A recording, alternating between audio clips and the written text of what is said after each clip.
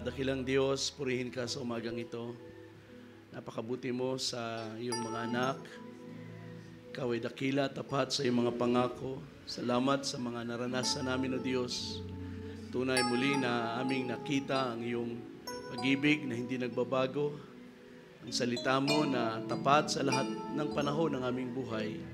Purihin ka sa mga kagalingan na iyong pinagkaloob. O Diyos, sa buhay ng mga kapatid, na-miss nila ang ilang mga gawain, subalit ang kanilang puso'y nanatiling maalab sa pananampalataya. At ngayon, O Diyos, ay may tagumpay na karanasan dahil sa iyong mga gawa. Purihin ka, O Diyos, sa mga pagsubok na dumaan at patuloy na dumadaan sa aming mga buhay. Nagtitiwala kami, O Diyos, na ang mga pagsubok na dumarating ay pinahintulot mo upang ang aming pananampalataya ay humakbang. Ang aming pananampalataya ay umangat sa ibabaw ng lahat ng mga suliranin at upang maranasan namin ang iyong mga dakilang gawa. Panginoon, nais din namin itaas sa iyo sa oras na ito ang aming mga kapatid na may karamdaman, Sister Flor, Sister Medit, Sister Che, at na-miss nila ang gawain ngayon. Subalit sila'y kasama namin sa Espiritu at naniniwala ako, Diyos, na ang kanilang mga kalagayan ay nakita mo at may inilaan ka ng kagalingan para sa kanila. Panginoon, hayaan mo, Diyos, na sa kabuuan ng gawain na ito, ikaw lamang ang may taas. Ikaw lamang ang may pakilala na dakila at makapangyarihan sa lahat. At muli ang iyong mga salita ay aming inaasam na iyong ipagkaloob. Mangusap ka sa aming kalagitnaan ngayon at dalhin mo sa puso ng iyong mga anak ang iyong buhay na salita. Purihin ka sa dakilang pangalan ng aming Panginoong Kristo Jesus. Amen and amen. Praise be to God. Hallelujah. Praise the Lord.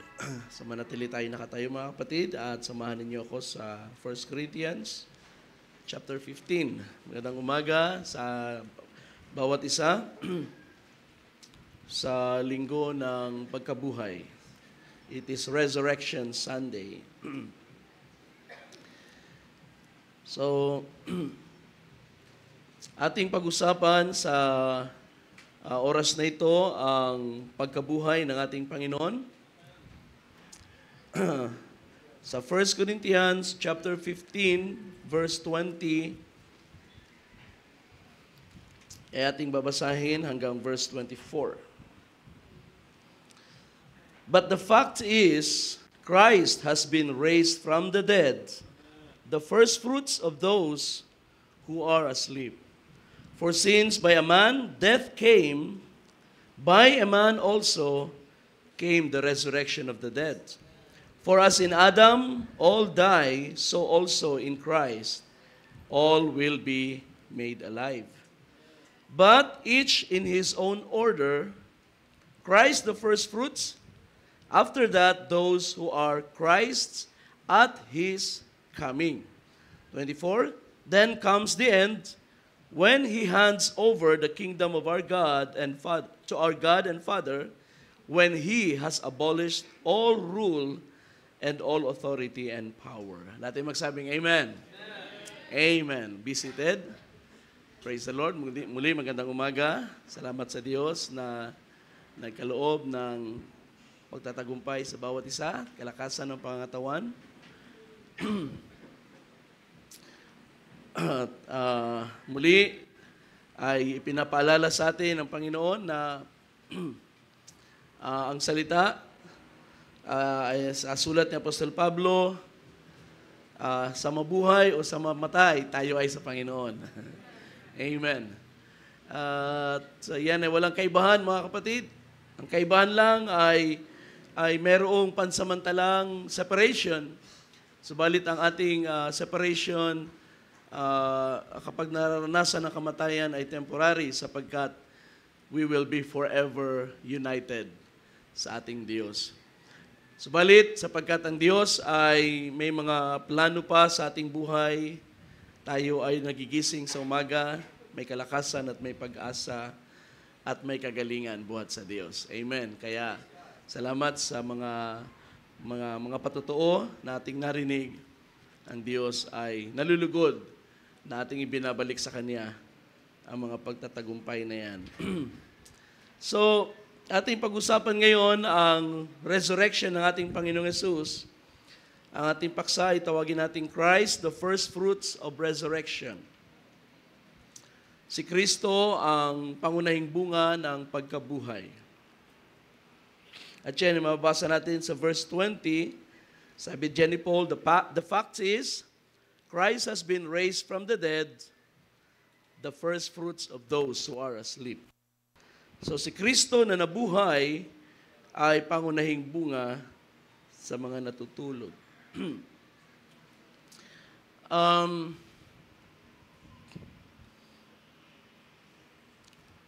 Kung kayo ay nasa kalsada ng mga nakarang araw, kita ninyo na ang mga tao ay abalang-abala sa kanilang tradisyon.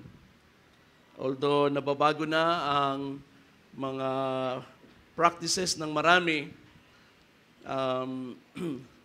noong panahon ng ating kabataan, kapag mahal na araw, walang tao sa kalsada. Nagkukulong sa mga bahay, nananalangin, at ang mga bata ay bored na bored dahil bawal lumabas, bawal maligo, bawal mag-ingay, bawal tumawa, bawal kumain ng masasarap. Yun ang pinaka-boring na araw sa loob ng isang taon. Ngayon ay iba. Ang mga tao ay nasa kalsada, nagbibiyahe, ang daming mga bikers, papunta sa kanilang mga bakasyon. At ang iba naman ng mga deboto ay nasa kalsada rin dahil sa kanilang mga tradisyon na taunang paglalakad at mga prosesyon. At pati ang mga ribulto ay nasa kalsada. Pero hindi sila naglalakad, binubuhat sila. Ito ay isang paraan ng pagse-celebrate ng pag-alaala ng isa sa pinakamahalagang panahon na in-account ng Bible. And I believe ito ang pinakamahalagang season na in-account ng Bible. Ang panahon ng ating Panginoon ay namatay sa krus at nabuhay na muli sa ikatlong araw. People do this by tradition. Subalit tayo ng mga tunay na mananampalataya ay mas lalong may dahilan para magalak sa ganitong panahon, mga kapatid. Alam niyo ba na sa panahon ni Jesus, sa panahon na ang mga apostles ay nangaral about the resurrection of Christ, may dalawang school of thinking na binabangga ng gospel na nagsasabing si Kristo ay namatay at nabuhay na muli. Unang-una na ay ang kaisipan ng maraming mga Hudyo. Bagamat sa Old Testament, ang mga Hudyo ay mayroong vague na idea about resurrection. Subalit ang very common na pananaw nila sa resurrection, ito'y mangyayari lang in the last day. Ito ay subsequent sa Judgment Day. Wala silang nakikita sa Scripture na mayroong resurrection mangyayari. Una, hindi nila ina-expect na ang Messiah ay mare-resurrect. Because wala silang pananaw na ang Messiah ay mamamatay. So wala silang idea na ang Messiah ay bubuhayin muli. Pangalawa, ang resurrection ay para sa huling araw, and then there's a group of Jews na hindi naniniwala sa resurrection. Para sa mga Saduceo, ang resurrection, ang kamatayan, it's the end of life. It is the end of existence. At for the rest of the Jews, hindi nila kayang tanggapin na merong isang nabuhay outside of general resurrection sa Judgment Day. Kaya para sa maraming mga Hudyo, ito ay unacceptable. Ang pangalawang school of thought sa panahon na iyon na binabangga ng gospel ay ang tinatawag na Greco-Roman world. Ang concept ng mga Greek and Roman philosophy sa panahon na yon ay hindi nagbibigay ng idea na merong resurrection, at kung meron man, sabi sa isang nabasa ko, hindi nila gusto ang resurrection. Alam niyo kung bakit? Sapagkat ang philosophy na na-develop sa panahon na yon, at ito ay galing sa isang philosopher na si Plato, ang physical existence ay gateway. Ang buhay sa physical na mundo na ito ay pintuan or stage ito ng existence patungo sa higher existence. So, kung ikaw ay mare-resurrect sa physical na mundo na ito ay unacceptable sa kanilang view. Sabi ng isang nabasa ko, not only is resurrection not accepted sa mga kaisipan ng mga Romano noon, people do not want to be resurrected to this body. And there was a story sa kanilang mythology, sa Greek mythology, na kung saan itong si Apollos, nag-attempt siya na i-resurrect ang isang bata na namatay at nagalit si Zeus. At kinidlatan niya si Apollos. Because ito'y nagpapakita na sa konsepto nila, ang resurrection sa physical body ay unacceptable, and the only thing na ine-expect nila ay kapag namatay sila sa physical world, they go to a higher existence, which is yung tinatawag nilang disembodied spiritual existence. Yung mabuhay, yung buhay na wala na sa katawan na ito. So paano nga naman nilang tatanggapin ang resurrection?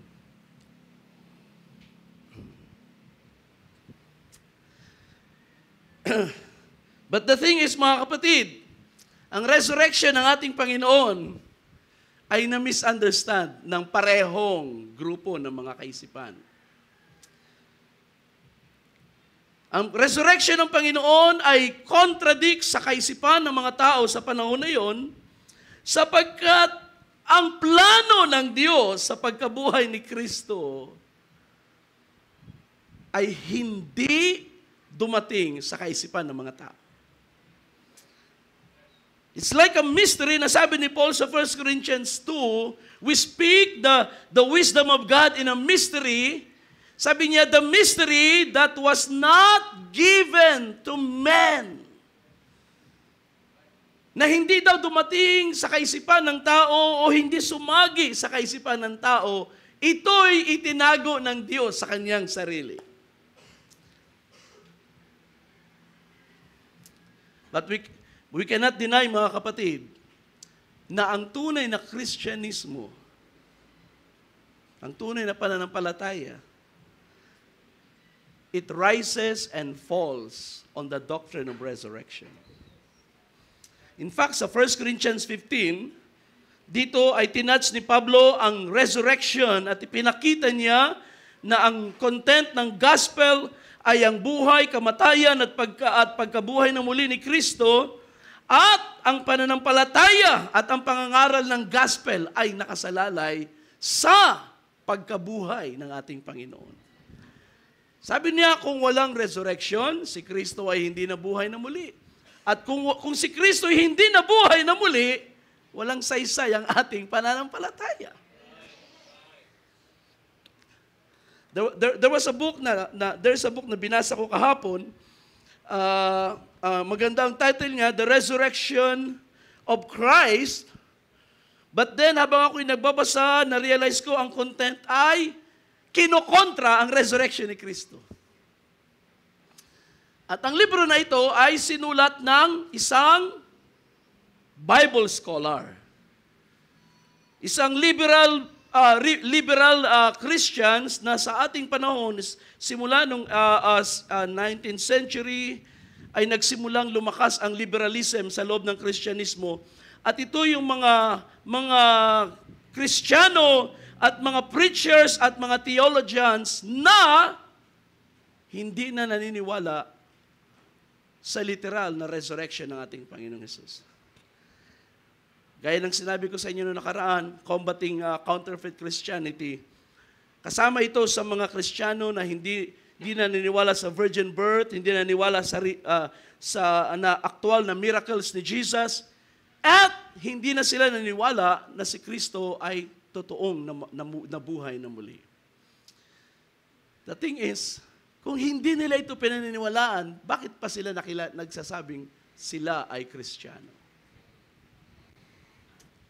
If you don't believe in the resurrection of Christ, then ang faith mo ay walang kwenta. Yun ang totoo doon. Kung ikaw ay Kristiyano ngayon, ikaw ay Kristiyano dahil may namatay para sa iyo at may nabuhay na muli. Yung namatay para sa iyo ay nabuhay na muli para sa iyong ikaaaring ganap. Yan ang foundation ng ating pagiging Kristiyano, mga kapatid. Kaya nga sabi ni Pablo sa isang salita niya sa Philippians 3:10, that I may know Him and the power of His resurrection.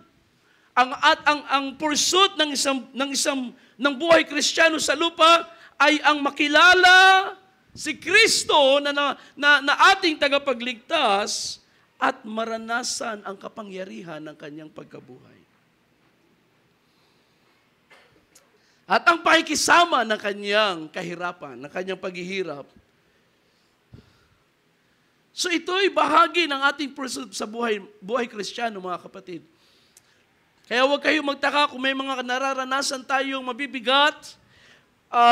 Ang Diyos ay may mga pangako ng mga tapat na pangako ng kaginhawahan, kasaganaan, kalakasan, kagalingan. Pero bago natin yun lubos na ma-enjoy, kailangan muna tayong dumaan sa mga panahon ng kapigatian, kahirapan, karamdaman, kahinaan. Katulad ng sabi ni Pablo, kapag tayo'y mahina, siya ay malakas. And the only way na maranasan natin ang resurrection ni Kristo ay ang sa pamagitan ng pagdaan sa mga shadows of death sa ating buhay. Glory to God. Hallelujah. Kaya, sa ating panahon, ang ating number one na kalaban ng pagkabuhay ni Kristo ay hindi na yung mga atheists. Bagamat marami pa rin yan sa ating panahon.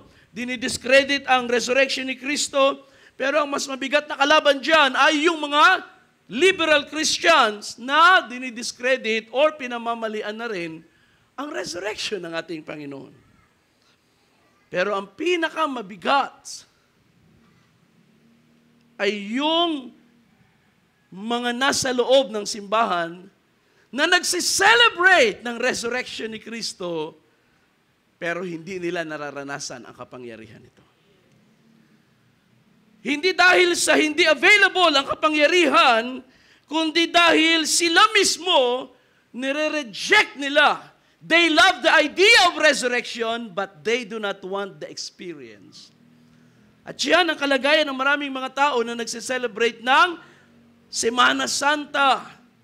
Nakita niyo sa kalsada, nung kami ay umuwi, galing sa Liliw, Friday ng gabi, nagpagabi na nga kami, alas 8, mag-alas 9 na, haba pa ng pila sa kalsada. At ang mga tao ay nag-uusyoso sa parada ng mga ribulto. They love the idea of resurrection, but not the real experience. Diba?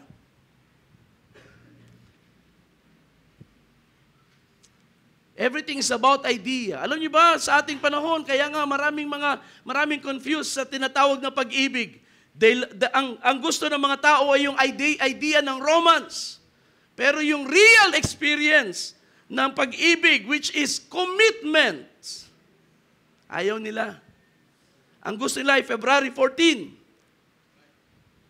Pero yung suffering, yung commitment, yung enduring sa loob ng relasyon, kaunting panahon lang na magkamali ang kapartner, hiwalayan na. They don't want the reality. Ganon din mga kapatid sa ating paksa na pinag-usapan, ang mga tao ay nasisiyahan sa panahon ng resurrection ng Semana Santa, pero hindi sila excited na ito'y ipamuhay. Hindi sila excited na maranasan, pero para kay Pablo at para sa atin, gusto natin ang kapangyarihan ng pagkabuhay ni Kristo. Is nating maranasan ito. Pag tayo ay nasa gitna ng mga karamdaman, sometimes katulad ng mga testimony kanina, those are moments na tayo ay nag-iisip, Panginoon, what happens after this? But you need to be brave enough. And that is why merong faith na inilagay sa atin para harapin ang ganyang mga challenges. Panginoon, whether I live or die, ako ay sa iyo, Panginoon. For to me to live is Christ, and to die is gain. Amen. So yan ang mantra ng mga Kristiyano.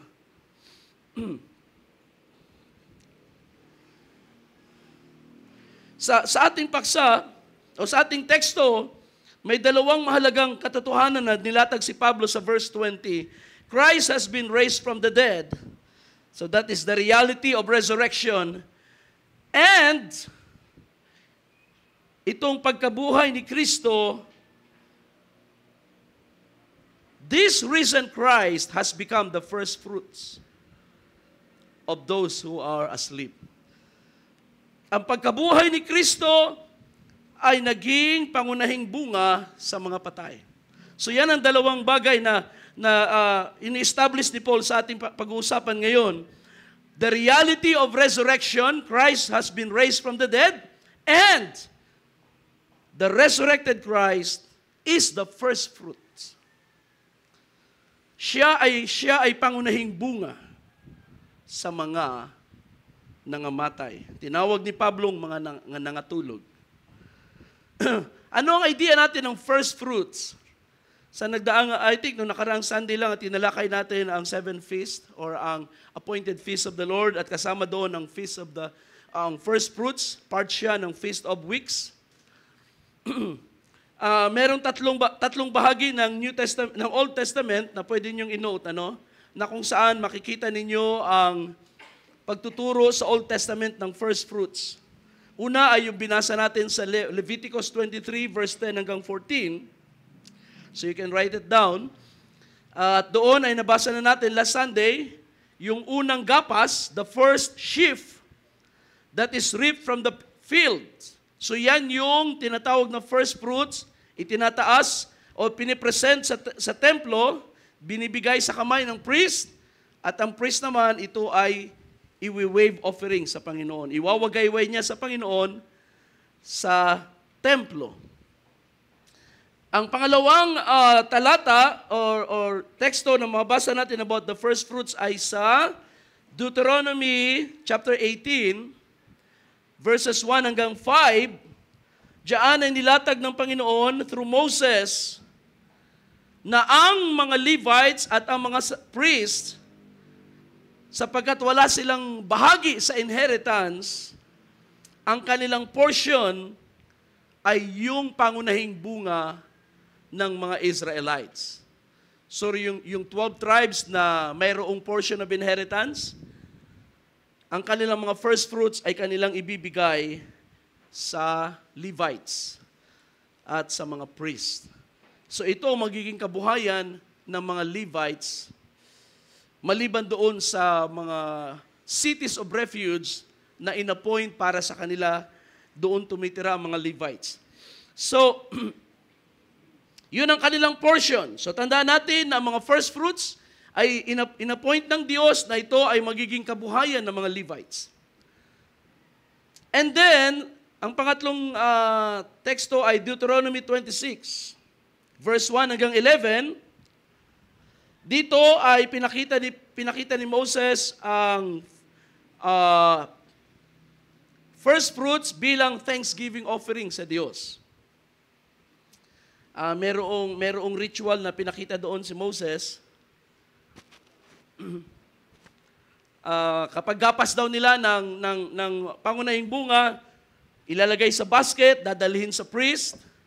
So, at ang priest naman ay ito'y itataas sa Panginoon.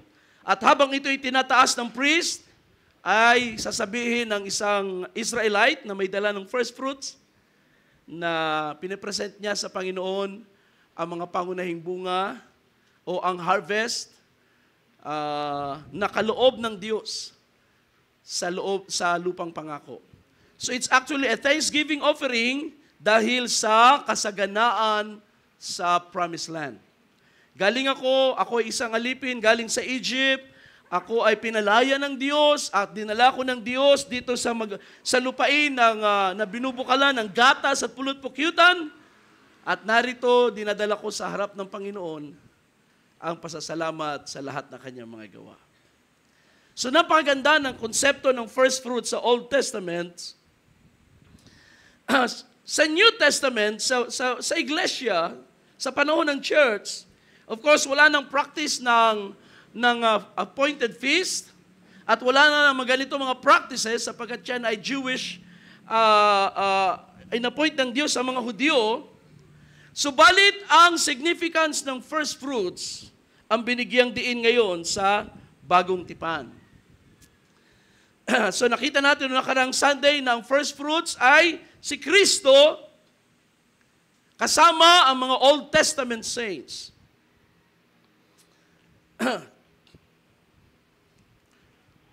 So ano ngayon ang pinapakita ng pagiging first fruits ni Kristo para sa church?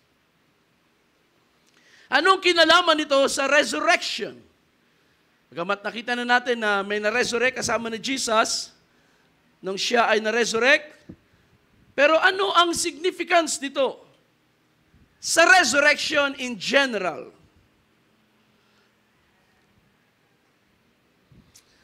So let me give you 4-5 things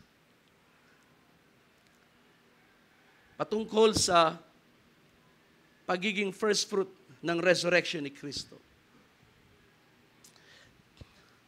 Sa New Testament, hindi na natin pwedeng ipaghiwalay ang konsepto ng first fruits sa resurrection ni Jesus Christ. Ito ay naka-tie up na.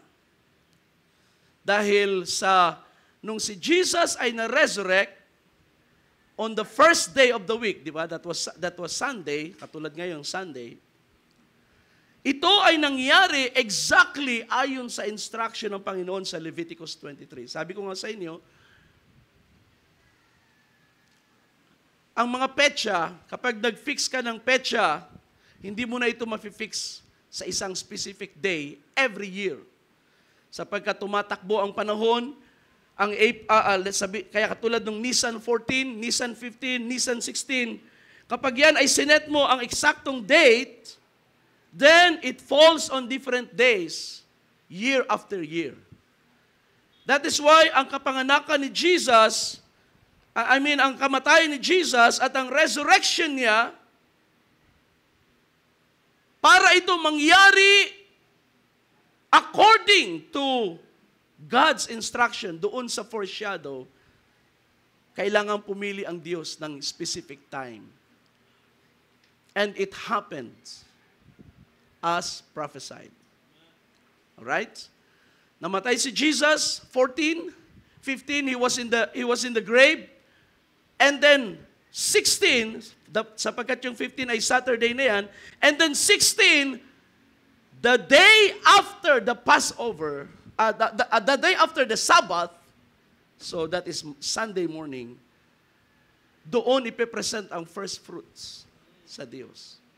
That was the same day Jesus rose from the dead. Exactly the same day.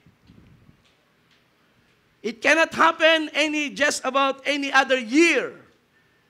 Na kahit anong taon, no. It can only happen at a specific time. Kaya nga sabi ng Bible, it was the fullness of the time. So, kaya ang resurrection ni Jesus ay connected sa first fruit principle sa Old Testament. At ito yung nilatag ni Paul dito, Christ has been raised from the dead and has become the first fruits of those who have fallen asleep. So tingnan natin ang significance ito sa resurrection. Una, ito ang unang bagay. Christ's resurrection is a preview of the resurrection of the saints. Ang pagkabuhay ni Kristo ay preview ng pagkabuhay ng mga banal. Pag sinabi nating preview, anong inyong na-imagine sa word na preview? Parang advanced showing. Diba? Advanced performance. Preview. Ang preview ay nagpapakita, ipinapakita ang darating na event sa pamagitan ng isang maikling, sabihin nating parang trailer. Ang mga pelikula, di ba, merong trailer yan eh. Kapag naranasan nyo mag-anticipate ng pelikula, magandang pelikula, hinahanap ninyo ang trailer. Dahil yung trailer ang nagbibuild ng excitement sa mga tao para pumila sa sinihan.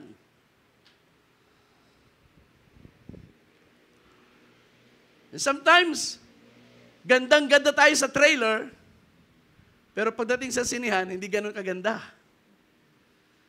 Pero ganun pa man, na-achieve ng trailer ang kanyang purpose. Ibigay ang preview ng pelikula. Ang pagkabuhay ni Kristo ay preview ng ating resurrection. Amen?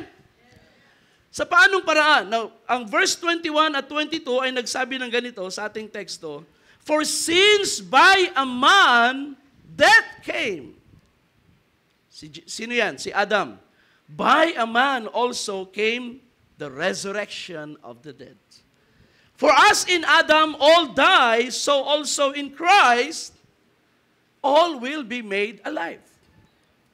You see, mga kapatid, kung tayo ay nabuhay sa panahon ni Adam, of course, si Adam ay nag-iisa pa lang, pero kung nakita mo ang panahon ni Adam, at na-witness mo ang kamatayan ni Adam, yung kaniyang kamatayan ay preview ng mararanasan ng lahat ng kaniyang mga anak. Yun ang ibig sabihin ni Pablo ron. Hindi ko alam kung sino naunang namatay sa kanila, kung si Adan o si Eva. Pero kung naunang namatay si Adan at naiwan si Eva sa kanyang mga anak, then nakita ni Eva ang preview ng kamatayan ng lahat ng taong lilitaw sa mundo. Habang si Adan na naghihingalo, I don't know kung may karamdaman siya o sa katandaan lang, probably sa katandaan lang, hanggang sa unti-unting naubos ang kanyang paghinga at tumigil ang kanyang dibdib sa pag-angat baba. That was the preview of everyone's death.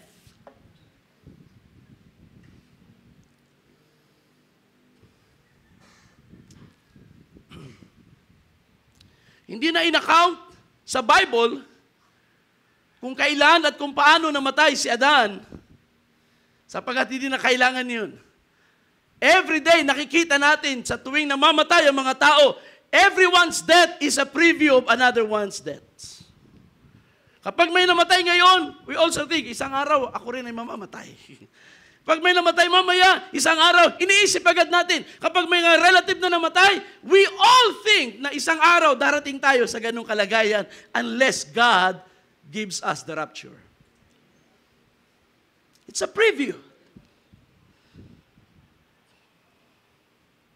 Sabi ng Romans 5:12, just as through one man sin entered into the world, and death through sin, and so death spread to all mankind because all sinned. So yan ang sinasabi natin. Now, if that is the case, kay Adam, ganun din naman kay Kristo. Ang kamatayan ni Kristo ay preview ng ating resurrection. Kaya every time na ating pinag-uusapan ng resurrection ni Kristo, ay dapat may excitement sa ating puso. Praise God! Kung si Kristo ay nabuhay, ako rin naman kapag namatay ay bubuhayin. At ang lahat ng mga banal na nangamatay ay mabubuhay din naman. Every time na tayo nare-remind sa resurrection ni Kristo, may kagalakan sa ating puso. Isang araw, there will be a resurrection for all the saints that are in Christ. Yun ang malaking kaibahan ng mga tao na nagse-celebrate ng resurrection without the power. Kaya ikaw na nakaranas ng kapangyarihan ng resurrection ni Kristo, mas lalo kang magagalak. Amen. Kung sila'y nagsasaya pero lasing, ikaw ay magsasaya rin at puspos ng Espiritu. Because His resurrection is a preview of your resurrection when your time comes. Hallelujah! Amen. Well, kung ikaw'y naniniwala kasama ka sa rapture ng buhay, okay, praise God. Ganun pa rin yun. Sa araw ng rapture, ikaw ay buhay. Pero yung mga naunang banal, yung mga mahal natin sa buhay, mararanasan nila ang reality ng resurrection. Glory to God. Sabi ng Romans chapter 6, verse 5, for if we become united with Him in the likeness of His death, certainly we shall also be in the likeness of His resurrection. Kung tayo raw, of course, ang pinag-uusapan dyan sa Romans 6 ay baptism. Ano ang symbolism ng baptism? We are baptized into His death. Diba? So that, kung paano daw tayong na-identify sa kanyang kamatayan, tayo rin naman ay ma-identify sa kanyang pagkabuhay na muli. That's the reason sa Bible, mayroong exact date, may exact time, ang kamatayan ni Kristo at ang kanyang resurrection. Para ito ay maging mahalaga sa atin. Ibig sabihin, kapag minarkahan ng petsa, ito ay mahalaga sa iyo. Minarkahan ng Diyos ang petsa, mahalaga ito sa Diyos, mahalaga ito sa mga anak ng Diyos. Hallelujah! Kaya ngayon, when we talk about death and resurrection, it is a preview of our experience in Christ.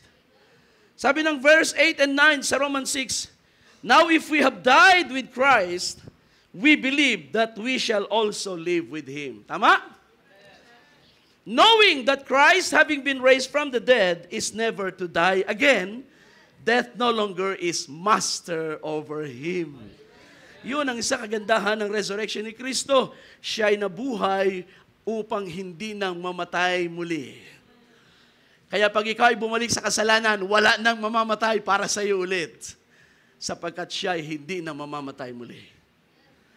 Ang kamatayan ay wala ng kapangyarihan sa Kanya. Glory to God. Pangalawang bagay natin makikita, Christ's resurrection is a precursor to the resurrection of the saints. Kanina ginamit ko ang salitang preview. Ang pangalawang word natin aking gagamitin ay precursor. Anong ibig sabihin ng precursor? It is different from preview. Ang preview ay trailer, pero ang precursor, something that indicates the approach of another. It indicates that something is approaching. May dumarating na isang bagay. Precursor.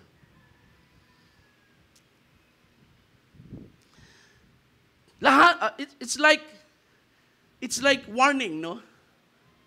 Bago dumating ang judgment ng Diyos, nagsisend siya ng warning. Or sabihin natin sa nature, ano mga precursor events kapag may mga lindol? May mga certain events na nangyayari sa nature na maaaring hindi tayo aware, pero yun ay precursor ng event na darating. Let's say lindol. At ito ay sabihin natin documented na bago mag-strike ang lindol, mayroong mga nangyayari sa nature. Like, sabihin natin na biglang nagliliparan ng mga napakaraming ibon. Or biglang mayroong mga hayop sa dagat na sa malalim nakatira, and then biglang lumulutang at biglang napupunta sa pangpang. And many people observe na ito yung nangyari before a great earthquake. Of course, ang tao hindi natututo, hindi natin napapansin yan. Nalalaman lang natin dahil naobserbahan natin yung pattern. may precursor pala ang mga malalaking earthquake, especially mga nangyayari sa karagatan. That's what we call precursor. It indicates that something is approaching. At yan ang sinabi dito ni Paul sa 1 Corinthians 15 verse 23, but each in his own order, Christ the first fruits, after that, those who are Christ at His coming. It is a precursor. It is not only a preview, but a precursor. Pag sinabing precursor, ito'y siguradong mangyayari. Ang kanyang pagkabuhay ay katibayan na mayroon pang mangyayaring resurrection. Yung resurrection ay hindi mapipigilan sapagkat pinatunayan ng kanyang pagkabuhay. Hallelujah! Glory to God!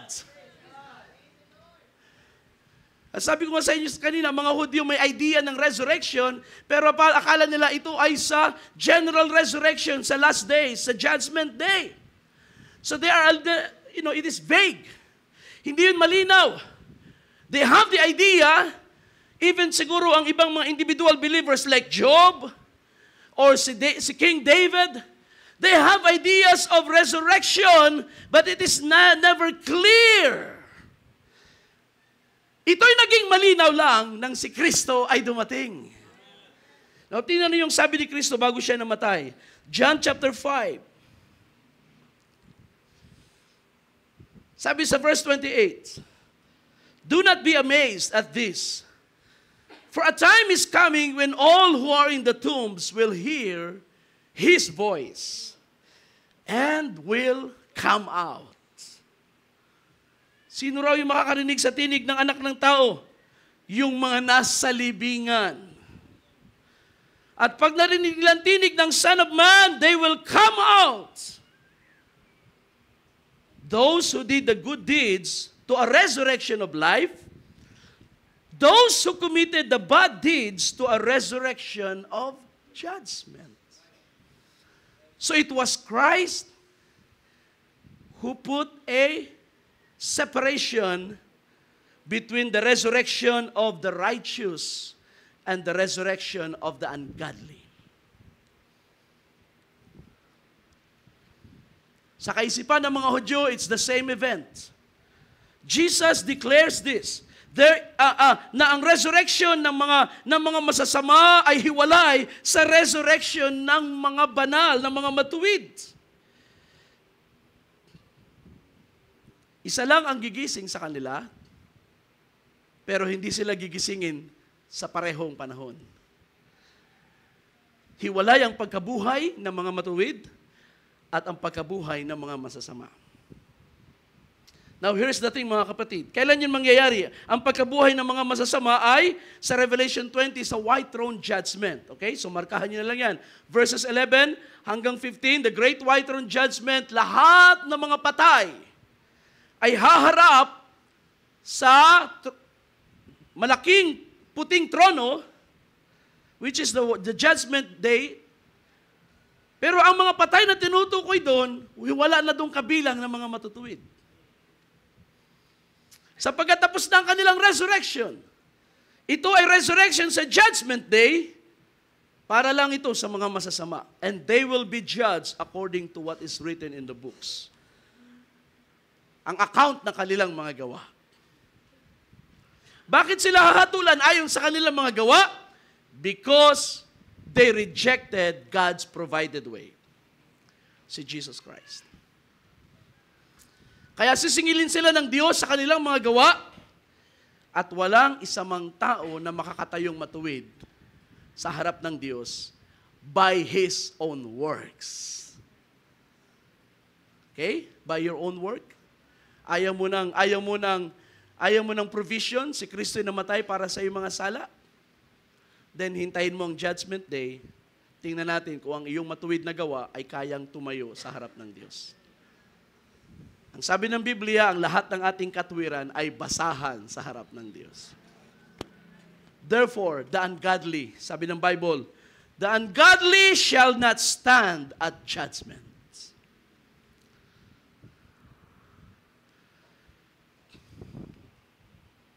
So ngayon, Pinaghiwalay ni Jesus. May separate ang resurrection ng mga matuwid, separate ang resurrection ng mga masasama. Now, here's the thing, mga kapatid. Ang resurrection ng mga ungodly ay walang precursor. Ibig sabihin, walang nauna, walang advance na sabihin nating pagpapahayag na sila ay mare-resurrect. They will be just resurrected to be judged and to be thrown into the lake of fire. Pero ang resurrection ng mga banal, may precursor. Naintindihan natin kung gaano kaganda yun? Ang resurrection natin ay mayroong precursor. Anong sabi ng John 14, verse 19? After a little while, the world no longer is going to see me, but you are going to see me sa kanyang resurrection. Because I live, you also shall live. Amen. It's like Jesus is saying, I will rise from the dead, and you're next. Hallelujah. Kapag ako'y nabuhay na muli, asahan mo, kayo ang susunod. Glory to God. Hallelujah. That's why sabi ni Paul sa 1 Thessalonians 4, if we believe that Jesus died and rose from the dead, so also God will bring with him those who have fallen asleep through Jesus. Precursor of the resurrection. Kaya sabi ni Paul sa Thessalonica, huwag kayong malungkot sa mga nangamatay. Huwag kayong mawala ng pag-asa. Sila'y natutulog kay Kristo. Maganda ang kalagayan nila. Hindi tayo permanently separated sa kanila. Kung naniniwala ka na si Kristo ay nabuhay na muli, then sila rin naman ay bubuhayin sa pamagitan ni Kristo. Amen? In fact, tuwing umaga, meron tayong precursor ng resurrection eh. Ang pagsikat ng araw ay precursor ng resurrection. Okay?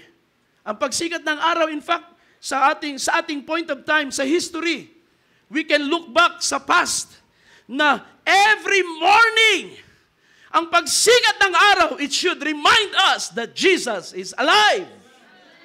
Huwag ka lang magpasalamat na buhay ka. Magpasalamat ka na si Jesus ay buhay at nabubuhay magpakailanman. At ang kanyang pagkabuhay ay precursor din ng iyong pagkabuhay. You can be reminded every morning. Praise be to God. Kaya nga hindi na natin kailangan ng Semana Santa para maging religious, maging feeling religious, para alalahanin ang resurrection ni Kristo. We are reminded every day. We know it sapagkat it happened 2,000 years ago. Eh di lalo na kung Sunday morning. Paano kang tatamarin? Totoong mananampalataya, paano kang tatamarin ng Sunday morning? The very reason na mayroong gathering ng mga banal every Sunday is to remember, to celebrate the resurrection of our Lord. Kaya may tubig o wala, babangon ka. Parang pumahirap pumunta sa church na walang ligo. May ligo o wala, pupunta ka sa church. Ilipat natin ang gawain, gabi na lang. No! It doesn't matter, hindi ka pa rin nakaligo. Pero si Kristo ay nabuhay na muli. At ang kanyang pagkabuhay ay pagpapatunay na ang kamatayan ay wala ng dominion sa kanya. Kaya ang mga crisis sa buhay na ito ay walang dominion sa atin. We rise up to celebrate His resurrection. Amen. Believing na isang araw, ganun na rin ang mangyayari sa ating mga katawan. Glory to God. So you see, ang resurrection ni Jesus, tinawag na first fruits of the dead, sapagkat ang resurrection niya ay anticipation of our resurrection. In anticipation of our resurrection. Pangatlong bagay, Christ's resurrection is a pattern for the resurrection of the saints. The word pattern means a model for imitation. Something designed or used as a model for making things. So meron kang pattern, gagawa ka ng pattern, at yung actual na product na gusto mong gawin, doon mo kokopyahin. Sometimes ang mga model, alam niyo mga kotse, yung mga magagandang kotse na lumalabas sa ating kalsada, meron niyang pattern na ginagawa 1 year, 2 years, 3 years, na dinidevelop ang design sa loob ng research and development ng company. At kung makikita ninyo, kahit na gumagamit na ngayon ng sabihin natin ng modern technology, computer, pero meron pa rin mga company na gumagamit pa rin ng clay. No? At yung clay na yan ay ilalapat nila sa isang skeleton at unti-unti nilang yang itatambak dyan. At pagkatapos, unti-unting babawasan, isi-shape. Paunti-unti yan hanggang sa lumitaw ang anyo na gusto nila. Yan ay actual size ng sasakyan. At kapag lumabas na yung actual size hanggang sa pinakamaliit na detail, yan ang pattern. And then, yan ay, sabihin natin, maaaring yan ay i-scan nila sa kanilang computer and then lalabas ang digital model niyan at doon na ibabase ang paggawa, pag-manufacture ng kotse. That's the pattern. Ang resurrection ni Kristo ay pattern. Hindi lang preview, hindi lang precursor, but also a pattern of our resurrection. Right? Now, sa part na ito, ang gusto kong basahin ay sa chapter 15 pa rin, verse 35. Tingnan natin ang sinabi ni Pablo dito, in the same chapter. But someone will say, how are the dead raised? And with what kind of body do they come? So yun ang tanong ngayon. How are the dead going to be raised? In what body are the dead going to be, to come out? Sabi niya, you fool, that which you saw does not come to life unless it dies. Verse 36 again confirms na before there is a resurrection, there must be a death. Meron munang pagkamatayan. Unless it dies, it does not come to life. At sabi sa 37, and that which you sow, speaking of a seed na tinatanim, you do not sow the body which is to be, but a bare grain, perhaps of wheat or of something else, but God gives it a body just as He wished, and to each of the seeds a body of its own. So totoo nga naman na kapag ikaw ay nagtanim ng isang seed, halimbawa mais, ang tinanim mo yung kernel, yung kernel na mais, yung isang butil ng mais, nilubog mo sa lupa. Yun yung tinanim mo. Pero pag yan ay nabuhay, it's not the same body. It is the same corn, but it's not the same body. Diba? Sapagkat yung kanyang shell ay mamamatay, mabubulok, and then yung buhay sa loob ay yun ang sisibol, makakasagap ng tubig at ng nutrients, sisibol, at uusbong ang isang bagong katawan. God gives it a body just as He wished. Alam niyo yung mga malalaking puno, I'm surprised to know mga kapatid, na mga malalaking puno, especially yung mga hardwood natin, napakaliit pala ng seed niyan. I found out na ang seed ng nara ay napakanipis, manipis pa sa papel. At kapag ito ay na-release, ito'y tinatangay ng hangin dahil sa sobrang nipis niya, ay napakadaling tangayin ng hangin. At kung saan siya mapadpad at doon siya mailibing, doon siya mabubuhay. Kahit napakaliit ng kanyang seed, pero may katawang inihanda ang Diyos para sa seed na yun. That is the resurrection. That is a pattern for resurrection. Sabi sa verse 41, there is one glory of, verse 42, so also is the resurrection of the dead. It is sown a perishable body, it is raised an imperishable body. Now, ito ang pattern ng resurrection. Ang itinanim ay may kasiraan, ang mabubuhay ay wala ng kasiraan. It is sown in dishonor, it is raised in glory. Yung itatanim, yung mamamatay ay walang karangalan, pero yung bubuhayin ay maluwalhati. It is sown in weakness, it is raised in power. Yung ililibing na katawan natin ay mahina, maaaring na-conquer ng karamdaman. Pero yung babangon ay katawang hindi na mako-conquer ng karamdaman. It is raised in power. It is sown a natural body, it is raised a spiritual body. If there is a natural body, there is also a spiritual body. So that is the pattern of resurrection. Now, tandaan natin na, and that's the reason, sabi ko nga sa inyo kanina, na misunderstand ng mga Hudyo at ng mga Romano sa panahon ng unang iglesia, na misunderstand nila ang konsepto ng Diyos ng resurrection. Kaya ayaw nilang ma-resurrect sa parehong katawan, kasi nga naman ang katawan na ito ay corrupt, mahina, sakitin, napapagod, lahat na ng pangit ay nasa katawan na ito. Bakit mo gustuhin ma-resurrect sa parehong katawan?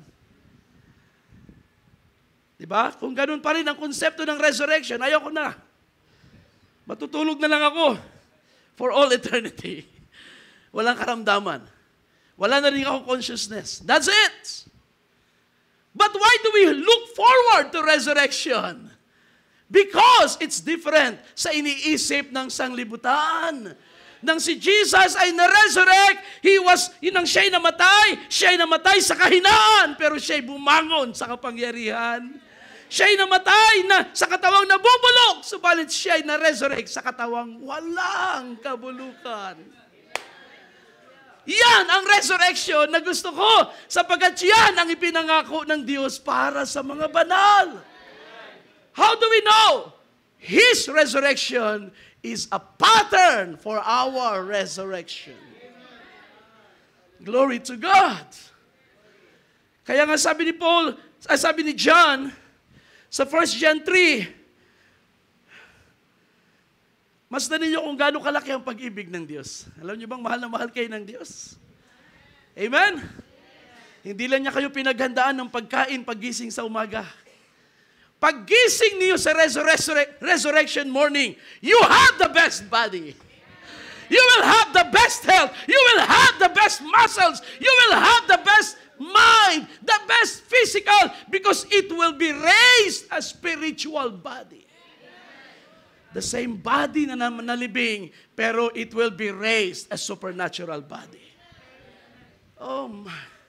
Kaya nga sabi ni John, masdan mo kung gaano kalaking pag-ibig mayroon ang Ama sa atin. Amen. Ang pag-ibig ng Diyos ay pinatunayan niya, hindi lang nung hinayaan niyang mamatay si Kristo sa krus. Mas higit niyang pinatunayan ang kanyang pag-ibig sa atin nang si Kristo ay binuhay. Na walang kasiraan, na walang kahinaan, binuhay sa isang spiritual body. Masdan mo kung gaano kalaki ang pag-ibig ng Diyos sa iyo. Glory to God. Habang tayo tumatagal ng panahon, tumatagal tayo sa loob ng gawain, 10 years, 20 years, alam kong nararamdaman natin, the older we get sa church, talaga rin naman, physically, ay tumatanda rin ang ating katawan. Yung dati nating kayang gawin, nababawasan na. Dati I can preach morning and afternoon kahit hanggang gabi pa. Pero ngayon, kailangan kong matulog ng tanghali. But that's all right. Sapagkat malaki ang pag-ibig ng Diyos sa akin. Hallelujah!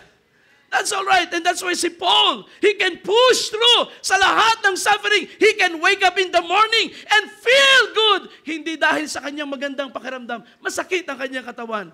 Pero sa loob ay merong masarap sa buhay niya. And that is the resurrection. He looks forward to the resurrection. Sabi niya, kahit pahina ng pahina ang aking katawan, sa loob, merong lumalakas ng lumalakas. Paano yun lumalakas? Sa pamagitan ng ating mga struggles at sa pamagitan ng paglakad sa salita. The inner man is growing strong every day. Behold, sabi niya, see how great a love the Father has given us, that we should be called children of God.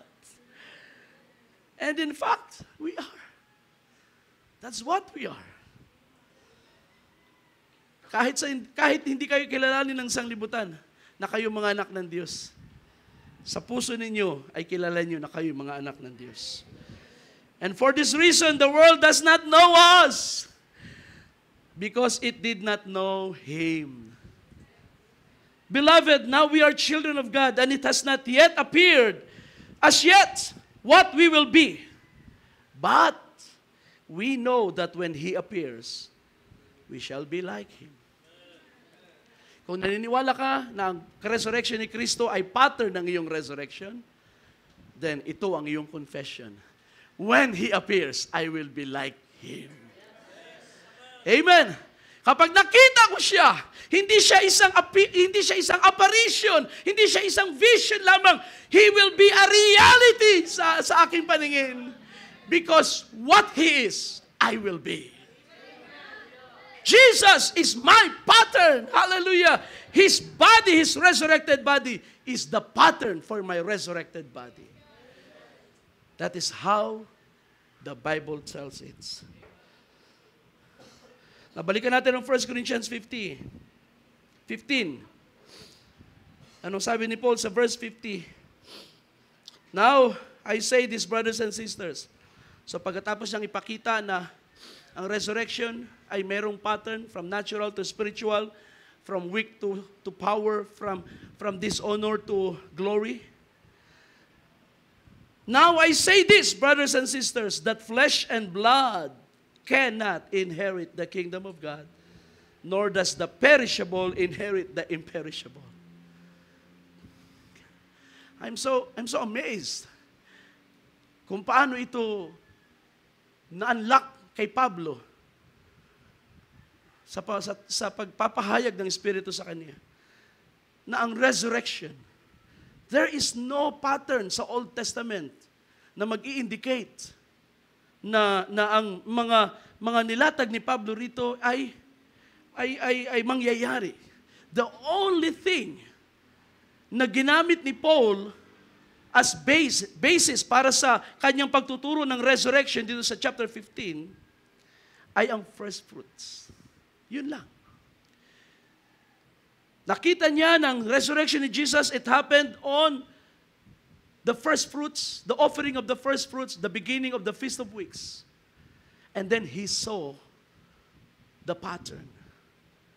Na-unlock sa kanyang kaisipan, sa kanyang understanding ang pattern na kung ano nangyari kay Kristo, ganun ang mangyayari sa atin. Kaya sabi niya, no, this perishable body will not inherit the imperishable. Behold, I am telling you a mystery. We will not all sleep, but we will be changed. What happens? Okay, nasettle natin ang mga namatay. Pero what happens naman sa mga buhay sa araw ng pagbabalik ni Kristo? Isang bagay lang ang pwede mangyari. Kung yung namatay ay bubuhayin na may bagong katawan, yung buhay sa pagbabalik ng Panginoon ay makakaranas din ng pagbabago. At sabi niya, this will be a mystery. We will not all die, but all the saints will experience change. We will all be changed.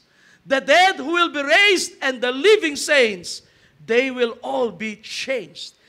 In a moment, in the twinkling of an eye, at the last trumpet, for the trumpet will sound and the dead will be raised. Tanda natin, John chapter 5. Kanina, the resurrection of the righteous, those who have done the good deeds to the resurrection of life. The dead will be raised imperishable, and we, the living, will be changed. Bakit kailangan magpalit ng katawan? Because this perishable must put on the imperishable. This mortal must put on the immortality. You see, yun ang kailangang mangyari daw. Hindi tayo papasok in the same body sa kaluwalhatian. Therefore, some things gotta give. Something must happen. Kung hindi ito papasok sa kaluwalhatian in this kind of physical form na capture ng sin, then what happens? We shall be changed. Something was revealed to Paul. Then, isa lang ang pwede mangyari. Para ang buhay ay makapasok sa kaluwalhatian sa araw ng pagbalik ni Kristo, makakaranas sila ng pagbabago ng katawan. Oh my! Kaya, ang resurrection ni Kristo ay pattern hindi lang sa mga patay, maging sa mga buhay sa araw ng pagbabalik ng Panginoon. We shall be changed. Si Kristo sa kalangitan ay hindi physical na katawan. The same body, but it is now a spiritual body, a supernatural body. Tayo ngayon ay nasa physical na katawan. But this physical body, natural body, will be transformed into supernatural body. What a wonderful truth. Kung alam lang ito ng mga Romano, may excite sila sa resurrection. Kung alam lang ito ni Plato, mababago ang kanyang concept. But thank God, hindi ito pinaalam sa kanila. Sapagkat ang bagay na ito ay nakareserve lang para sa mga nakay Kristo. We have to be in Christ para maranasan ito. Philippians 3, sabi sa verse 20, for our citizenship is in heaven.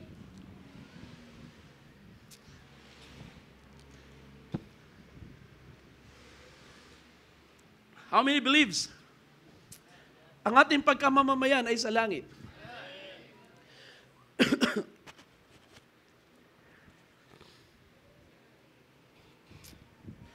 At ano sabi? From where? We also eagerly wait for our Savior, the Lord Jesus Christ, who will transform, ginamit niya ngayon ang salitang word, ang word na transform, who will transform the body of our lowly condition into conformity with His glorious body.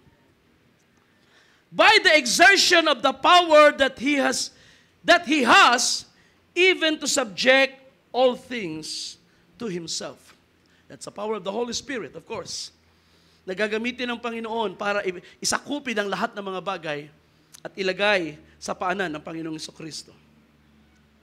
Our citizenship is in heaven. Na-breakdown natin ng konti ang citizenship na ito. Ang ating basic idea ay ito ang daigdig, ito ang earth ngayon, and then ito ang heaven. Tayo ngayon ay nasa earth, at tayo tumanggap kay Kristo, and then when we die, or when Jesus comes, then tayo ngayon na ililipat niya sa langit, at doon natitira. But you see mga kapatid, that is a simple illustration para sa bata. Pero kung ating i-digest ang scripture, saan titira ang mga anak ng Diyos for all eternity? Kundi dito rin sa lupa na ito. That's the reason after ng rapture, 7 years later, mayroong second coming si Kristo, kasama ang mga banal at bababa sa lupa. Anong gagawin ni Kristo sa lupa? Maghahari. Nasaan ka? Magpapaiwan ka sa langit? Sa kalangitan? Hindi. Kasama ka ni Kristo. Sapagat maghahari ka kasama ni Kristo. Anong ibig sabihin na si Kristo mo ba sa langit at sa lupa? Because that is a picture para magkaroon tayo ng idea ng difference ng langit at lupa. But you see mga kapatid, when the Bible says we are citizens of heaven, it means we are registered to live forever with God. Saan? Sa Book of Life. Saan ang Book of Life? Nasa kalangitan, nakarecord ito sa Diyos. You are a citizen of eternity. Pero where will you spend eternity? Dito rin sa lupa na ito, but not in this body, kundi in supernatural body. You will get to spend eternity. It's the same earth. But thank God, ang katawan mo sa panahon na yon, hindi na katulad ngayon. Napapagod. Pagdating ng third floor, hinga muna. Inom tubig. Diba? Thank God! Hindi na sa ganung kalagayan. Just like His glorious body. Oh my. Gaano kaganda ang katawan ni Jesus Christ? Walang makapag-describe, mga kapatid. Pero isang bagay ang sigurado, it's beyond compare sa katawan ng tao ngayon. Kasi mga kapatid, bakit ang mga tao na-obsess na magpaganda at mag-ayos ng katawan? Alam niyo ba kung nasaan sa mundo ngayon ang pinakamalaking market ng pagpapaganda ng katawan? Wala na sa US. Nasa South Korea. Ang Amerika at ang Europe pumupunta sa South Korea para magpabago ng katawan. Kung kailangan mong pumuti, meron yan sila. Kung kailangan mong pumayat, manipis ang panga, singkit ang mata, or malaki ang mata, meron yan lahat sila. Lahat ng paraan ng pagpaparetokin ng katawan, kasama na ang transsexuality, transgender, lahat yan ay available na sa Asian market. And the whole world now is obsessed with body change. They're obsessed with body change. Pag sila nag-teenager, pag sila nagbinata, nagdalaga, ay, ang ganda ng katawan ng artista. Gusto ko ng ganong puwet. Gusto ko ng ganong dibdib. Gusto ko ng ganong kilay. Gusto ko ng ganong lahat ay nabibili. Sabi ng Diablo, hindi mo na kailangan umakyat ng langit. Baguhin ko ang katawan mo dito sa lupa. Pero kahit anong pagbabago, lahat yun ay superficial. Lahat yun ay temporal. Sapagkat ang hindi kayang i-manufacture ng tao ay eternal life. At yun ay Diyos lamang ang makapagbibigay. Because sabi pa na, in the prophet's word, sabi niya, there is only one form of eternal life, and that is God. To have eternal life, you have to have God in your life. Hallelujah! You see? Kaya sa ating panahon, ang mga tao ay obsessed sa body change, obsessed sa pag-transform ng katawan. Ano ito? Para bang ang diablo nagsasabi, gagawa rin ako ng counterfeit body change. Kokopyahin ko ang inaasam. Matagal ko naririnig ang body change na yan. Gagawa ko ng idea para ang mga tao hindi na tumanggap ng mga aral na yan. They can have their bodies changed. Basta't may pera at basta't may paraan. Pero ikaw na anak ng Diyos. Bluetooth disconnected. Bluetooth connected.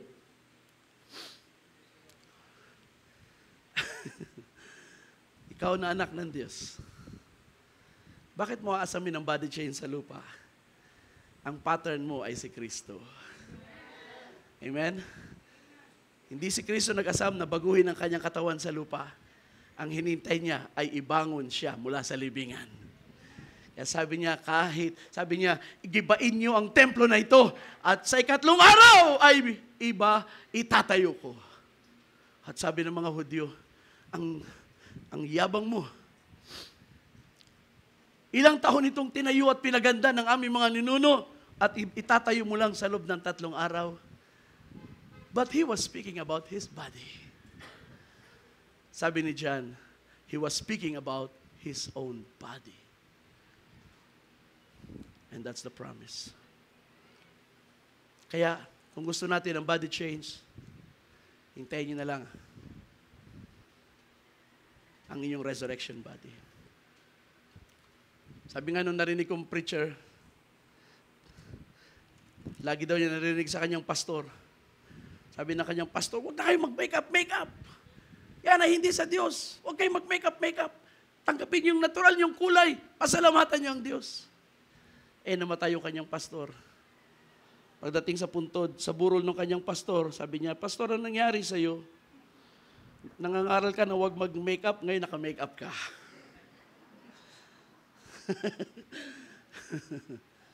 Gusto yung mag-makeup, hintayin niya lang yun.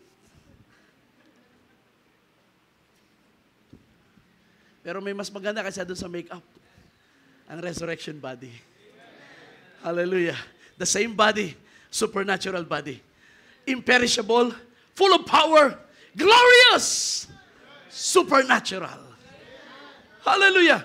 Just like the body that Jesus has today. Yung katawang, meron siya ngayon sa kaluwalhatian, that will be the same body na ating ibibihis. He is the pattern. That's why resurrection is the most beautiful thing para sa atin. Glory to God. We don't look forward to death. Tandaan natin yan. Hindi natin tinitingnan ang kamatayan. Hindi tayo nag-aabang ng kamatayan sapagkat ang kamatayan ay dadaanan lang natin yan. Isang station lang yan sa ating journey into eternity. Minsan ang stopover natin, hospital, PGH, o kaya heart center. Pero ang pinakahuling stopover mo sa buhay na ito ay ang sementeryo. And then after that is eternity. Hallelujah. We don't look forward to death. We look forward to resurrection. Glory to God. Oh my. Praise God. Now, balik tayo sa ating teksto. At pang-apat na tayo. Pang-apat na bagay. Christ's resurrection is a prelude. Preview, precursor, pattern, prelude. Prelude saan? It is a prelude to the handing over of the kingdom back to God. Tingnan natin ang ating teksto sa verse 24, 1 Corinthians 15. Then comes the end, sabi ni Pablo. When He hands over the kingdom to our God and Father. See? Pagkatapos niyang sabihin sa 23, each one in his own order, Christ the first fruits, and after that, those who are Christ that is coming, so yan ang resurrection ng Gentile bride. Then comes the end. So ito magja-jump doon sa Judgment Day. Then comes the end. When Jesus Christ hands over the kingdom to God and Father. When He has abolished all rule and all authority and power. All right. So, ang resurrection ni Jesus ay meron pang isang mahalagang purpose. Sa picture as a first fruit. Nung si Kristo ay inihandog, katulad ng first fruits na inihandog ng priest sa templo, nung si Jesus Christ ay na-resurrect, what happened? There was a woman na una nakakita sa kanyang resurrected body, and it was so close to his moment of resurrection. Siguro ang namiss lang ng babaeng yun ay yung actual na resurrection ni Jesus. Because nandun siya early in the morning. In fact, ang sabi ng Bible, nasaksihan pa nila ang pag-shake ng libingan. At gumulong ang bato. So, she was very close to that actual resurrection. Kaya nang makita niya ang Panginoon at sila'y umiiyak, akala niya yung lalaki nakatayo ay yung sepulturero. Sabi niya, kung saan mo po nilala ang katawan ng aking Panginoon, pwede po pakituro. At mamaya lumingon ang lalaki. And it was the Lord. At siya hinawakan ni Maria. At sabi ng Panginoon, do not touch me, because I am not yet ascended to my Father. So nandun siya sa ganoong eksena na ang Panginoon, after He is raised from the dead, there is one thing that He must do. And that is to present Himself to the throne room. Just like the high priest. na pagkatapos ihandog ang sacrifice sa altar of burnt offering, dadalhin niyang dugo at ito ipipresent sa most holy place. Jesus Christ was going to stand before the throne of God upang i-present ang kanyang sarili. Bakit kailangan niya yung gawin? Because He is the first fruits. Meron siyang daladala. Meron siyang bit-bit sa kanyang resurrection. Diba nabasa natin? He led captivity captive. Ano yun? Ang mga Old Testament saints. Bakit kailangan niya itong dalhin? Sapagkat as first fruit, ito'y ipipresent sa Diyos bilang preview, bilang precursor, at bilang pattern. At ngayon ay prelude sa malaking gagawin ni Kristo sa kaduluduluhan ng panahon. I-present ang lahat ng bagay sa Diyos.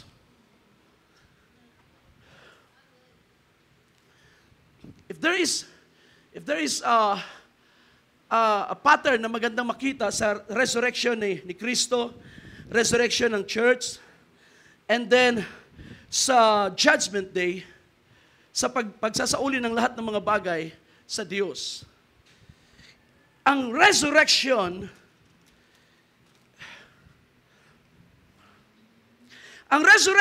ay vindication ng pagtatagumpay ng Panginoon. Saan nagtagumpay si Kristo? Saan niya ginapi ang kasalanan, ang kamatayan? Sa krus, binayaran niya ang kasalanan ng lahat ng buong sanglibutan. Sa krus ay kanyang inihandog ang hinihingi ng Diyos.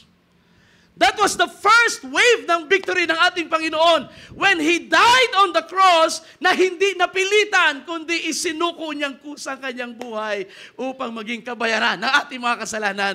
And the result is, nung siya'y na-resurrect, ang mga Old Testament saints na tumingin at umasa at sumampalataya sa darating na Messiah, finally ay na-release sa kamay ng kamatayan. Yan ang unang wave ng victory ng ating Panginoon. Hallelujah! That is the first fruits. Kaya nga ang pagpipresent ng first fruits sa templo ay isang masayang event sa mga Hudyo, sapagat ito'y pagpapakita na kung maganda ang unang ani, ibig sabihin, the rest of the harvest will be bountiful. Amen? Kaya kung pagpasimula ng kapistahan ng sanglinggo, ng 7 sanglinggo, ay meron silang magandang ani. Masaya silang aharap sa priest. Praise God, purihin ang Diyos. Mahal na sacerdote, ito ang aking sacrifice. Gusto kong pasalamatan ng Diyos sapagkat siya ay nagkaloob ng magandang harvest sa taon na ito. Nang si Jesus Christ ay umakyat sa langit, yan ang unang wave ng kanyang tagumpay. Hindi siya umakyat na nag-iisa. Meron siyang dalang mga bunga ng kanyang pagtatagumpay. Amen? Pero first wave pa lang yun. Ang second wave ng kanyang victory ay ang resurrection ng Gentile church. Mula sa panahon ni Stephen, the unang martyr, hanggang sa huling namatay at sa mga madatat ng buhay, we will all be changed. Hallelujah! Ang second wave ng tagumpay ni Kristo will be a resurrection. A mighty resurrection. Glory to God. Sabi ng Biblia, they will come from the east and the west and the north and the south. People from all generation, from all nations. Pag narinig ang tinig ng anak ng tao, they will come up. Glory to God. To the resurrection of life. Blessed be the name of the Lord. I want to be there. Gusto ko kasama ko sa event na yan. Hallelujah. It is a prelude of handing over the kingdom back to God. But you see mga kapatid, ang first wave, the first fruits of Jesus Christ, Old Testament saints. Second wave ng resurrection ay ang Gentile church. Ang pangatlo ay sa Judgment Day. ng lahat ng kapangyarihan ay isusuko sa pana ng Panginoon. At ang lahat ng rebels ay isusunugin sa dagat-dagatang apoy. At ang matitira ay ang lahat ng kailangang ibalik sa Diyos. At ang sabi ng Panginoon, when the end comes, then ibabalik niya, i-hand over niya ang kingdom sa Diyos at Ama. That is why si Jesus Christ ay kailangan umakyat sa langit, i-present ang mga tao sa harap ng Diyos. At ngayon, malapit na tayong i-present sa harap ng Diyos. Amen? At sa kaduluduluhan ng panahon, ang lahat ng authorities and rules and kingdoms, kapag ito'y nailagay sa pana ng Panginoon, ibabalik niya sa Diyos lahat. Sabi ni Paul, so that God may be all in all. What a wonderful picture, mga kapatid. Kaya huwag kayong magtaka, sapagkat the first thing na ating gagawin when our bodies are changed is to stand before God. Woo! Hallelujah! I am so excited sa event na yan, mga kapatid. Whether ito'y daanan ko sa kamatayan o daanan ko sa body change, sa araw ng pagbabalik ni Kristo, it doesn't matter. Ang pinakamahalaga, when that time comes, ako ay ipipresent ni Kristo na isang bunga ng kanyang tagumpay, isang bunga ng kanyang sacrifice, ipipresent sa Diyos. Narito ang mga tao na iyong ibinigay sa akin. None of them are lost. Hallelujah. None of them are lost. Blessed be the name of the Lord. Amen. Glory to God. Ang tandaan natin na sa panahong ito, it's only reserved para sa mga nakay Kristo. Ang mga nakay Kristo lamang ang ihaharap niya sa Diyos on that resurrection morning. And that's why we look forward to that. Yes, we have sufferings in this life. We have problems. We have failures. Sometimes ayaw na natin mag-church sapagkat lagi tayo nag-fail. Pero tandaan mo, kapatid, na ang pagiging Kristiyano ay hindi nakasalalay sa iyo. Ito ay nakasalalay kay Kristo na nasa iyo. Kung naniniwala kang si Kristo ay nasa iyo, then you can walk the Christian life. You can walk the walk of faith sa ibaba ng lupa. Magtiwala ka lang sa nasa iyo. Huwag kang magtiwala sa kakayanan mo, sa abilidad mo, sa karunungan mo. Magtiwala ka sa Kanya na nasa iyo. Sabi ni John, greater is He that is in you. Amen? Siya na nasa inyo ay dakila at malaki. So you see, now, I will close with this, mga kapatid. The 15 na gusto kong sabihin sa inyo ay may kinalaman sa atin ngayon na buhay. Christ's resurrection is the power that moves the living saints. Tandaan natin, ang pagiging Kristiyano, ang tunay na Kristyanismo, it hinges, ito ay nakasalalay sa death and resurrection ng ating Panginoon. If He died and did not rise from the dead, there is no church. Yes, there is no church. Kaya, napakahalaga kay Pablo ang bagay na yan. The fact is, Christ has been raised from the dead. At kung siya ay nabuhay mula sa mga patay, what does it mean for us? Last two verses na gusto kong basahin ay from Romans chapter 8. Because Christ, bago ang Romans 8, John 16, sabi ni Jesus dito sa verse 7 ng John 16, I tell you the truth, it is to your advantage that I am living. Yung living na yun, yung siya'y mamamatay, and then mareresurrect at akyat sa langit. It is to your advantage that I am living, for if I do not live, the Helper will not come to you. But if I go, I will send Him to you. So, sino itong Helper na ito? The Holy Spirit. Kailangan daw, advantage para sa inyo na ako'y umalis, dahil kapag ako'y umalis, ipapadala ang Espiritu Santo. So you see, So kailangan siyang ma-resurrect at umakyat sa langit para ang Holy Spirit ay dumating sa atin. So yan ang isa pang bagay na kailangan nating makita sa ating pagtatapos, na ang resurrection ni Kristo ay nagbukas ng daan upang ang Espiritu Santo na siyang kapangyarihan ng church, buhay ng church, kalakasan ng church, ay dumating sa atin ngayon. Kaya without the resurrection, there is no church.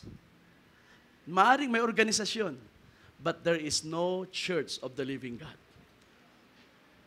But because Christ is risen from the dead, the Holy Spirit has been given to us. Now, there is a church. You see, pwede mong tingnan ang church as institution, Roman Catholic Church, Southern Baptist Church, United Methodist Church, those are institutions.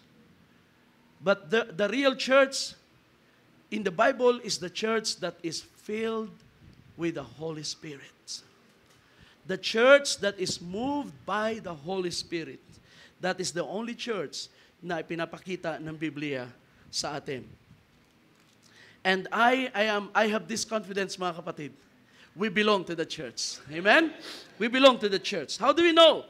Romans 8 verse 11. But if the Spirit of Him who raised Jesus from the dead dwells in you, He who raised Christ from the dead will also give life to your mortal bodies through His Spirit that dwells in you. Now, hindi ito resurrection, but life today.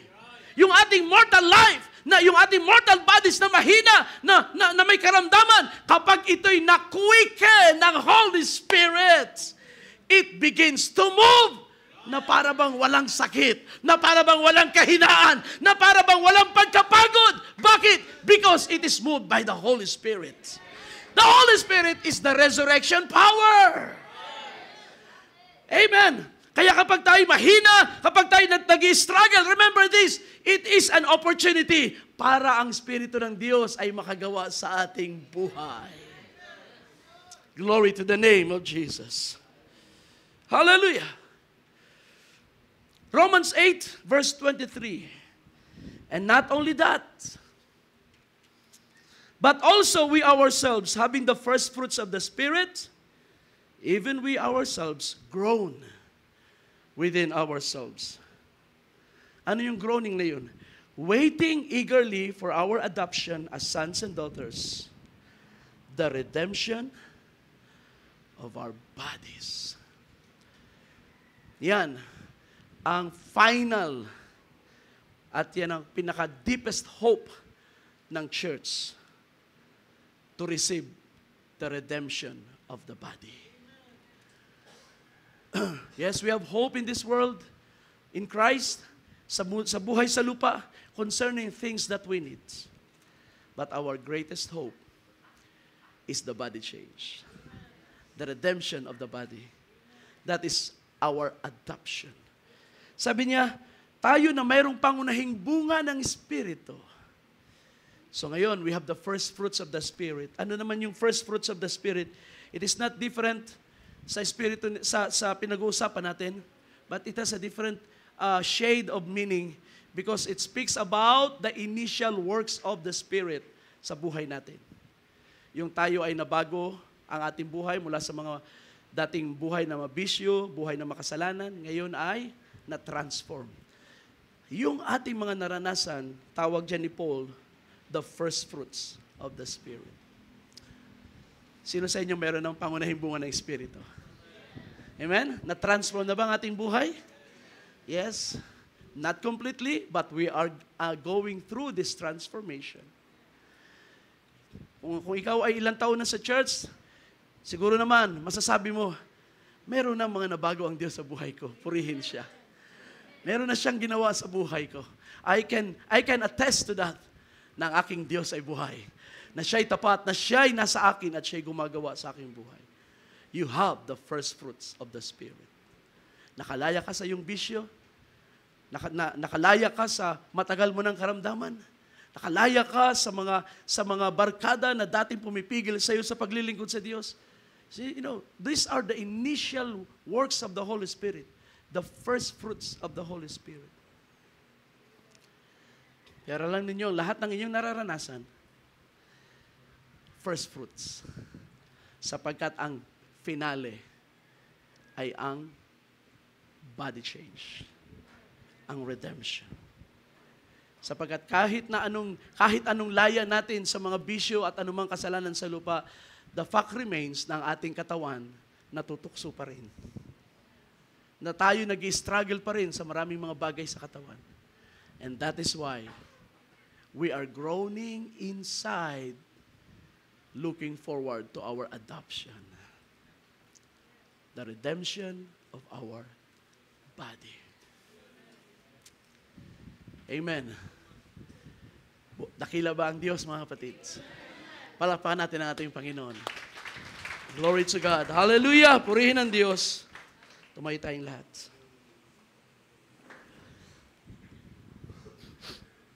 Praise the Lord.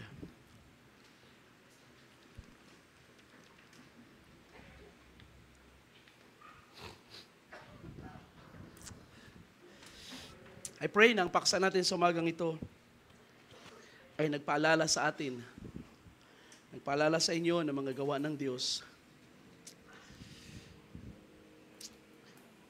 at nagpakita sa atin na wag nating itatabi ang pag-asang dumating sa ating buhay sa pamagitan ng Ebanghelyo. Nababago man ang panahon, nababago ang mga sitwasyon sa mundo, ang salita ng Diyos ay hindi nagbabago. Never change. It has never changed and it never changes. He remains faithful to us. Let the words of God be a reminder, mga kapatid. Kung ang mundo tapos na ang kanilang celebration, ang sa atin ay hindi. Sapagkat ito'y magpapatuloy hanggang sa pagbabalik ng Panginoon. Every day, we will be reminded, resurrection is coming. Just as sure as the sun is rising in the morning, your resurrection is coming. Hallelujah. Alam niyo, sabi ng Panginoon, I think sa Jeremiah ba yun? O sa Isaiah, sabi niya, kung mabago ng tao ang aking pangako o ang aking utos, ang aking command sa mga bituin sa langit, sa buwan at sa araw, then, pwede niyo na rin sabihin, nagbago ang aking pag-ibig sa aking bayan. The fact is, walang makakapagpabago sa pattern ng times and season na inilatag ng Diyos sa araw, sa buwan, at sa mga bituin. At anong ibig sabihin nun? Ang pag-ibig ng Diyos sa atin ay hindi rin magbabago. It will remain faithful to the end. That's why sa bawat umaga, may pag-asa. Amen?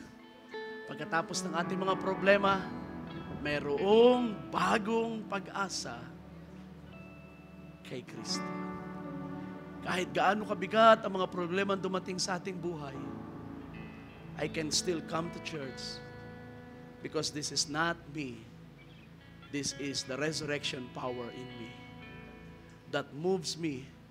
I will rise up. I will go to church. I will continue serving the Lord.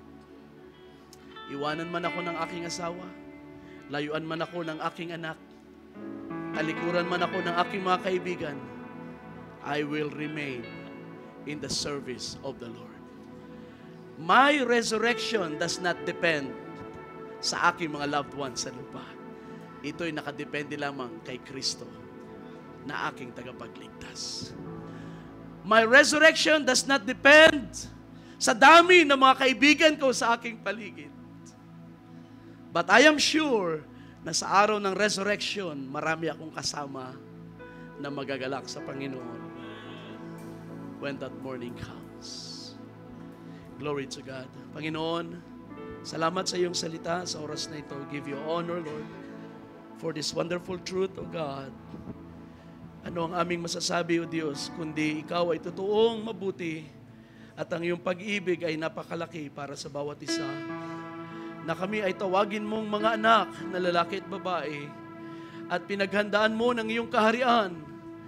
At pinaghandaan ng isang dakilang kaganapan sa aming buhay sa araw ng iyong pagbabalik. Panginoon, purihin ka, O Diyos. Purihin ka sa tagapagligtas na iyong ipinagkaloob. Purihin ka. Hindi lamang sa kamatayan ng aming Panginoong Hesus, kundi sa kanyang muling pagkabuhay. All honor and glory, power and praise, we give to you, God. We celebrate your victory. We celebrate your resurrection. Help us, O Lord, sa gitna ng aming mga problema, ay masilip naming palagi ang resurrection morning na yan, na naging preview ay ang aming Panginoong Hesus. We will rise up. And the last time na kami babangon, ay hindi na kami gagapiin ng mga problema sa buhay na ito. Sapagkat kami ay nasa piling mo na. Oh, hallelujah. Blessed be the name of the Lord. Amen. Tayo mawit, mga kapatid. Let's just sing this song na lagi nating inaawit. Gusto kong awitin natin ang masigla. Sabi ng awit, because He lives, I can face tomorrow. Amen? Because He lives, I can face tomorrow. Praise the Lord. Because He lives, all fear is gone. Praise God. Yes, Lord. Thank you, Lord. And because I know He holds my future, and life is worth a living just because He lives. Sing it again. Let us celebrate His resurrection. And because He lives, I can face tomorrow. Because He lives, all fear is gone. Oh, hallelujah! Blessed be your name. Because I know He holds my future. Glory to God. And life is worth a living. Hallelujah, hallelujah. Amen. Aren't you glad that Jesus is alive in your hearts today? Sing it again. And because He lives. Yes, Lord, you are alive in me. You are alive in my heart, oh Lord. You are alive in our bodies. Hallelujah. We have the power, we have the strength, we have the hope, we have the assurance, the confidence, oh Lord. Oh, fear is gone. And because I know it is a revelation in your heart that He holds your future, and life is worth a living just because, hallelujah, and because I know, hallelujah,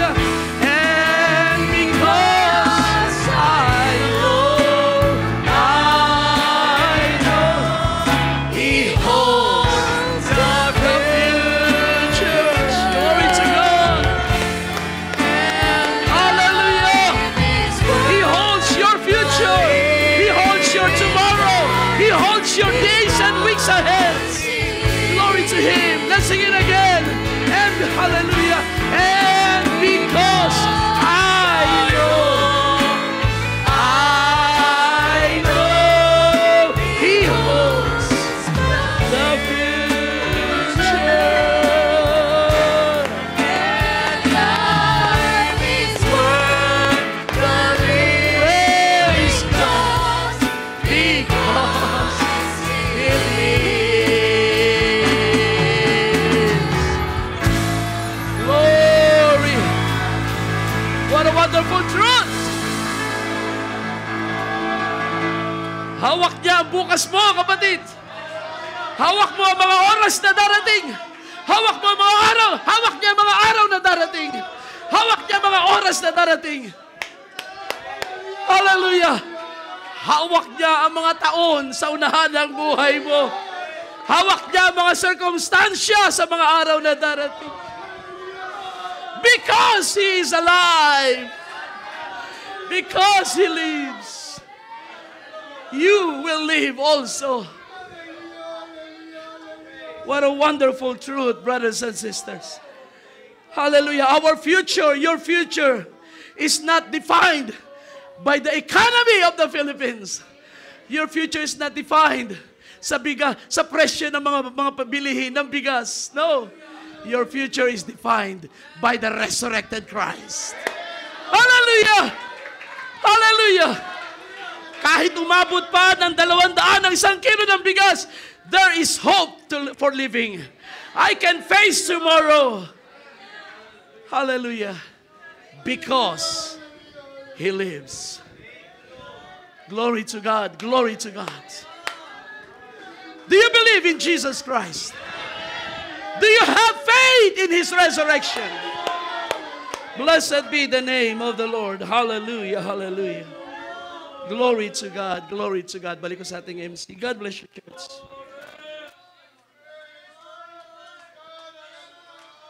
Paalala po. Praise the Lord. Hallelujah. Patuloy natin siyang purihin sa umagang ito. Hallelujah. Siya na Diyos na nabuhay sa ating kalagitnaan. Hallelujah. Oh, glory to God. Hallelujah.